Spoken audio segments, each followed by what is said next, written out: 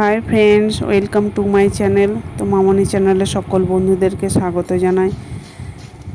আজকের রেসিপি ঝুরি আলু ভাজা। তো আমরা যে কোনো অনুষ্ঠান বাড়িতে বা বাজারে গেলে খেয়ে থাকি। তো গরম ভাতের সাথে বেশ খেতে দুর্দান্ত লাগে। তো সেটাই আমি বাড়িতে বানালাম। তো খুব সহজেই কিভাবে মুচমুচে এই ঝুরি আলু বানানো যায়, তো চলুন দেখে নেওয়া যাক, রেসিপিটা শুরু করা যাক। এরপর 4টে আলু নিলাম, দেখুন খোসা ছাড়িয়ে ভালোভাবে ধুয়ে রেখে দিয়েছিলাম। এরপর একটা গ্রেটারের সাহায্যে গ্রেট করে নিলাম।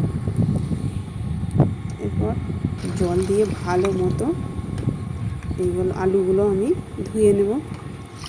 তো 3 থেকে 4 বার জল দিয়ে ধুয়ে নিলাম। তো জলটা দেখুন কতটা পরিষ্কার, তার মানে ভালোভাবে ধোয়া হয়েছে। এরপর একটা প্লাস্টিকের ঝুড়িতে আমি এটা জলটা ঝরাতে দিলাম। তো জলটা ঝরে গেলে এরপর একটা টাওয়াল মিলে দিয়েছি, দেখুন। এরপরে আলু ঝুড়িগুলো এর মধ্যে মিলে দেবো, যাতে আলুর গায়ে যে এক্সট্রা জলগুলো লেগে রয়েছে সেগুলো শুকিয়ে যাবে। রোদে দেওয়ার দরকার নেই, তাহলে কিন্তু ভালো হবে না। চারপাশে শুধু যে জলটা লেগে রয়েছে সেটা মুছে নিলেই হবে। তো উপর থেকে টাওয়াল দিয়ে আমি আলুর গায়ে জলটা সব মুছে দিলাম। তো দেখুন শুকিয়ে গেছে। এরপর আলুগুলো আমি তুলে নিই।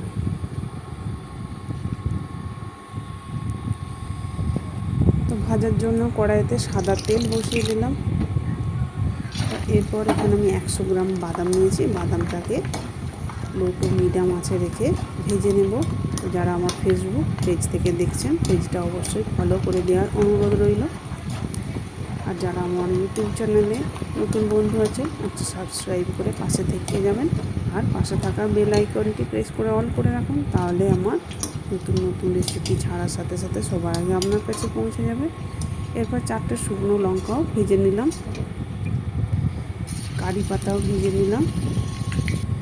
এরপর আলুগুলো অল্প অল্প করে দিয়ে ভেজে নিলাম।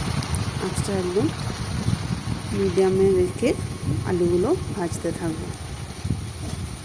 বাড়িতে আপনারা অবশ্যই বানিয়ে দেখুন, কেমন হলো কমেন্ট করে জানাতে ভুলবেন না। দেখুন হালকা গোল্ডেন কালার হয়ে আসতে আলুগুলো তুলে দিচ্ছি। তো একইভাবে সবগুলো আমি ভেজে নেব।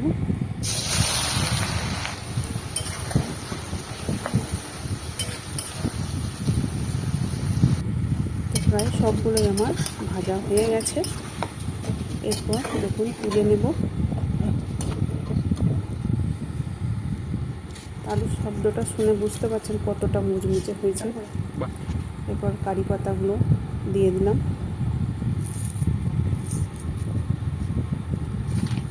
বাদামগুলোও দিয়ে দিলাম, একসাথে সব মিশিয়ে দিলাম।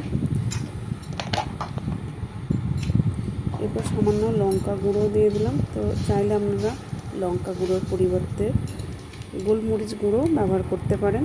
এরপর দিয়ে দিলাম চাট মশলা আর বিট লবণ। তো বিট লবণটা খাওয়ার সময়ই দেবেন, কিন্তু দিয়ে লবণটা দিয়ে যদি রেখে দেওয়া হয় তাহলে কিন্তু আলুটা মুচমুচে থাকবে না। লবণ ছাড়া আপনি 1 মাস রেখে দিন কোনো ডিপের মধ্যে বা কৌটোর মধ্যে, 1 মাস থেকে যাবে। ভিডিওটা শেষ পর্যন্ত দেখার জন্য অসংখ্য ধন্যবাদ।